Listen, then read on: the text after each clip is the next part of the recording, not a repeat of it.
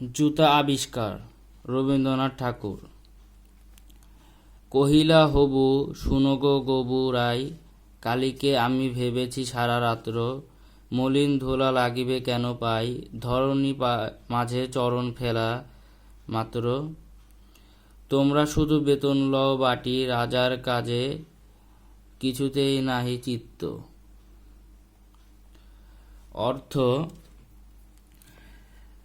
মানুষের মনে হঠাৎ করেই কোনো চিন্তা উদয় হয়, তেমনি রাজার মনেও একটি চিন্তা উদয় হয়। তিনি মন্ত্রী গবু রায়কে ডেকে বলেন, রাজসভার সবাই শুধু বেতন নেয়, রাজকাজের দিকে কোনো দৃষ্টি নেই। সবাই যদি মনোযোগ দিয়ে রাজকাজ করত, তাহলে রাজার পায়ে ধুলো লাগতো না।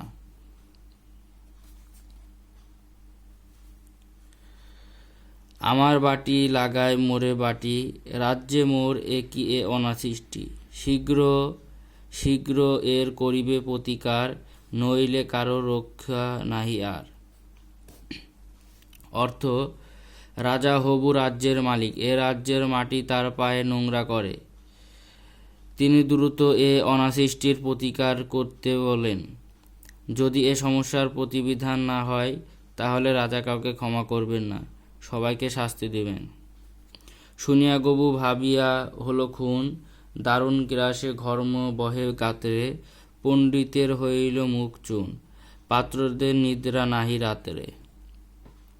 অর্থ, রাজা শাস্তি দেওয়ার কথা বললে মন্ত্রী গবু রায় ভাবতে ভাবতে যেন খুন হয়ে যায়। প্রবল ভয়ে তার গা দিয়ে ঘাম বের হতে থাকে। রাজ্যের পণ্ডিত রাজার ঘোষণা শুনে মুখ চুন করে ফেলে। রাজ্যের পাত্রদের বা সভা সদস্যদের ভয়ে রাতে ঘুম আসে না। রান্নাঘরে নাহিক চরে হাড়ি, কান্নাকাটি পড়িল বাটি মধ্যে, অশ্রু জলে ভাসায়ে পাকা বাড়ি, কহিল গবু হবুর পদ্মে, যদি না ধুলা লাগিবে তব পায়ে, পায়ের ধুলা পাইব কি উপায়ে। রাজা হবুর আদেশ শুনে রান্না বন্ধ হয়ে যায়। বাড়ির মধ্যে স্ত্রী কন্যা পুত্ররা কান্নাকাটি করে। মন্ত্রী গবু কেঁদে পাকা দাড়ি চোখের জলে ভিজিয়ে রাজার পায়ের কাছে বসে বলে, আপনার পায়ে যদি ধুলা না লাগে, তবে আমরা আপনার পায়ের ধুলা পাব কিভাবে। শুনিয়া রাজা ভাবিল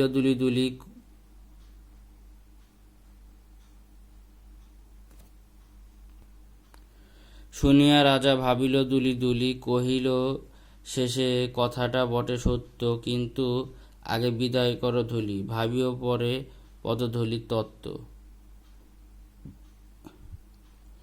অর্থ, মন্ত্রীরা কথা শুনে রাজা দুলে দুলে বলেন, কথাটা অবশ্য সত্য, কিন্তু আগে ধুলো বিদায় করতে হবে, পদধূলির তত্ত্ব পরে ভেবে দেখা যাবে।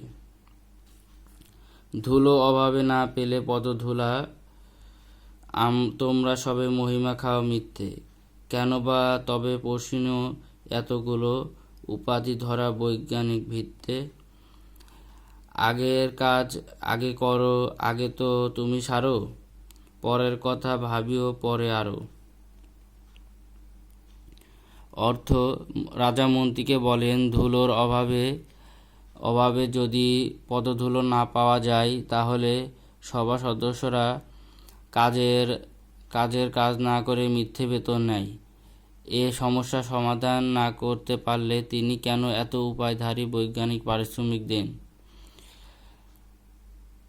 মন্ত্রীকে রাজা বলেন, আগের কাজ আগে করো, পরের কথা পরে ভাবো। আধার দেখে রাজার কথা শুনি, যতন ভরে আনিল তবে মন্ত্রী, যেখানে যত আছিল জ্ঞানী গুণী, দেশে বিদেশে যতেক ছিল মন্ত্রী। অর্থ, রাজার কথা শুনে মন্ত্রী বিপদে দিশেহারা হয়ে পড়লেন। তাই মন্ত্রী যত্ন করে সেখানে যত জ্ঞানীগুণী ও মন্ত্রী ছিল, তাদের খোঁজে আনেন, যাতে সমস্যার সমাধান করা যায়। বসিল সবে চশমা চোখে আটি, ফুরায় গেল 19 পিসে নস্য। অনেক ভেবে কহিল গেলে মাটি, ধরায় তবে কোথায় হবে শস্য। কহিল রাজা, তাই যদি না হয়, পণ্ডিতেরা রয়েছে কেন তবে। অর্থ, রাজার আদেশ পালন করতে মন্ত্রী দেশ বিদেশ থেকে জ্ঞানীগুণী মন্ত্রীদের নিয়ে আসেন। তারা চোখে চশমা এঁটে আলোচনা করেন। আলোচনা করতে করতে 19 পিসে নস্য ফুরিয়ে যায়। অনেক ভেবে পণ্ডিতেরা বলেন, যদি মাটি না থাকে তবে শস্য কোথায় যাবে। রাজার প্রত্যুত্তরে বলেন, যদি শস্য নাই হবে, তাহলে রাজার পণ্ডিতেরা আছে কেন, তারা এ প্রতিকার করবে।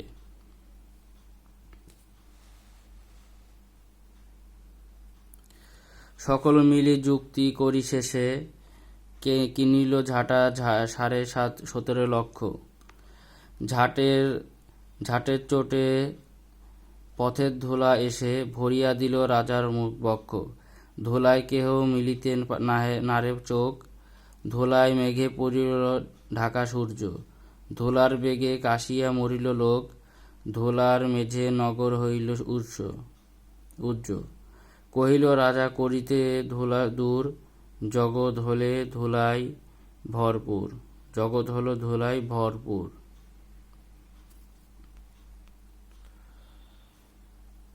সকল জ্ঞানী গুণী পণ্ডিত মিলে রাজ্য ঝাড় দেওয়ার সিদ্ধান্ত নেন। 17.5 লক্ষ ঝাঁটা কেনা হলো।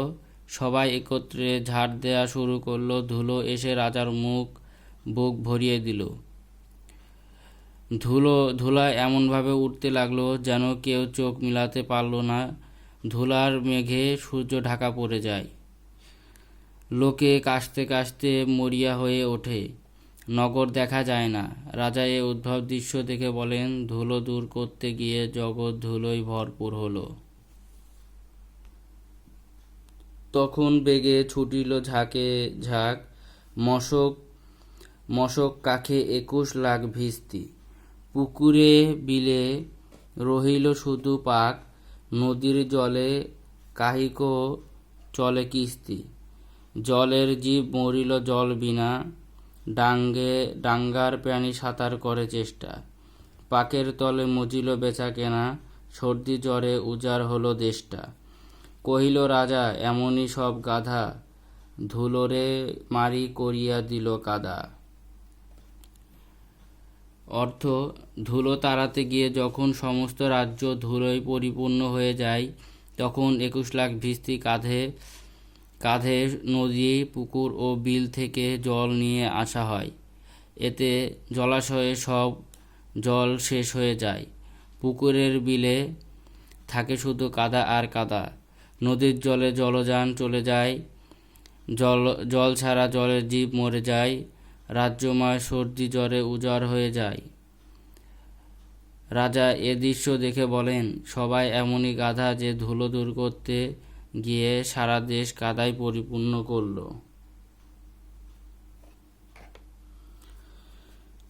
আবার সবে ডাকিল পরামর্শে, বসিল পুনঃ যতেক গুণবন্ত। ঘুরিয়া মাথা হেরিল চোখে সর্ষে, ধুলোর হায় নাহিক পায় অন্ত। কহিল মহি মাদুর দিয়ে ঢাকো, ফরাসপাতি করিব ধুলো বদ্ধ। অর্থ, আবার সবাই পরামর্শ করতে বসলেন। জ্ঞানীগুণী সকলের মাথা ঘুরে গেল। সকলে চোখে সর্ষে ফুল বা বিপদ দিশেহারা হয়ে উঠলেন। কেউই কোনো উপায় খুঁজে পেলেন না। একজন মাদুর দিয়ে পৃথিবী ঢেকে ফরাস পেতে ধুলা বন্ধ করার কথা বললেন। কহিল কেহ, রাজার ঘরে রেখো, কোথায় যেন থাকে না কোনো রন্ধ। ধুলার মনে না যদি যেন পা, তাহলে পায়ে ধুলা তো লাগে না। কহিল রাজা, সে কথা বড় খাঁটি, কিন্তু মোর হইতেছে মোর সন্দেহ। মাটির ভয়ে রাজ্য হবে মাটি, দিবস রাতি রহিলে আমি বদ্ধ। অর্থ কেউ কেউ বললেন রাজা ছিদ্রহীন ঘরে ভিতর রাখা হোক। রাজা যদি ধুলো পা না দেন তবে তার পায়ে ধুলো লাগবে না। রাজা এ কথা খাঁটি কথা মনে করলেও সন্দেহ প্রকাশ করে বললেন, মাটির ভয়ে তিনি বাইরে বের না হলে তার রাজ্য মাটি হয়ে যাবে।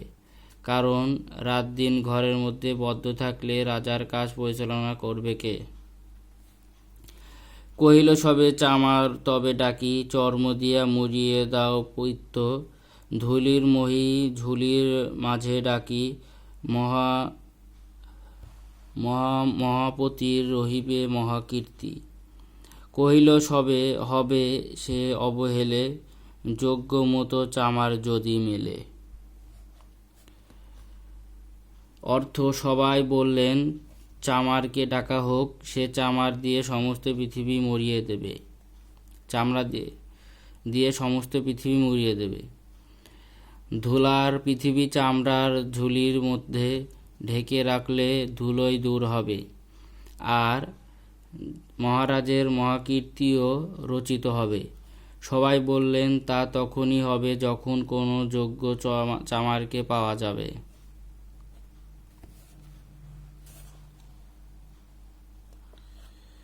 রাজার চর ধাইল হেতা হোতা, ছুটিল সবে ছাড়িয়া সব কর্ম। যোগ্য মতো চামার নাহি কোথা, না মিলে এত উচিত মতো চর্ম। অর্থ রাজার চর এখানে ওখানে চামড়া ও চামারের খোঁজে ছোটাছুটি করে, কিন্তু কোথাও যোগ্য মতো চামার পাওয়া যায় না, আর এত চামড়াও পাওয়া যায় না। তখন ধীরে চামার কুলপতি কহিল এসে ঈষৎ হেসে বিদ্ধ, বলিতে পারি করিলে অনুমতি, সহজে যাহে মানুষ হবে সিদ্ধ। নিজের দুটি চরণ ঢাকো তবে, ধরণী আর ঢাকিতে নাহি তবে হবে। কহিল রাজা এত কি হবে সিধে, ভাবিয়া মূল সকল দেশ শুদ্ধ। অর্থ যখন সবাই চামার ও চামড়ার খোঁজে ছোটাছুটি করছে, তখন চামার কুলপতি আসেন। তিনি কিছু বলবার জন্য অনুমতি প্রার্থনা করেন। কুলপতি বলেন এ সমস্যা সহজেই সমাধান হয়ে যাবে যদি রাজা নিজের দুটি চরণ ঢেকে রাখেন, তাহলে আর পৃথিবী ঢাকতে হবে না। রাজা বলেন এই সমস্যা সমাধানে এত কি সহজ, যেখানে ভেবে মূল্য দেশের সব মানুষ। মন্ত্রী কহে বেটারে শুল বিধে, কারার মাঝে করিয়া রাখো রুদ্ধ। রাজার পদ চর্ম আবরণে, ঢাকিল বুড়া বসিয়া পদপ্রান্তে। মন্ত্রী কহে আমারও ছিল মনে, কেমনে বেটা পেরেছে সেটা জানতে। সেদিন হতে চলিল জুতা পরা, বাঁচিল গবু রক্ষা পেল ধরা। অর্থ চামার কুলপতির কথা শুনে মন্ত্রী বলেন বেটাকে শুল বিধে কারাগারে রুদ্ধ করে রাখো। বুড়ো চামার তখন রাজার পায়ের কাছে বসে রাজার পা চামড়া দিয়ে ঢেকে দিল। মন্ত্রী বললেন চামারের বুদ্ধিটা তার মনে ছিল, কিন্তু কেমনে বেটা তা জানতে পেরেছে। সেদিন থেকে জুতা পরা শুরু হলো, বাঁচলেন গবুরায়, রক্ষা পেল পৃথিবী।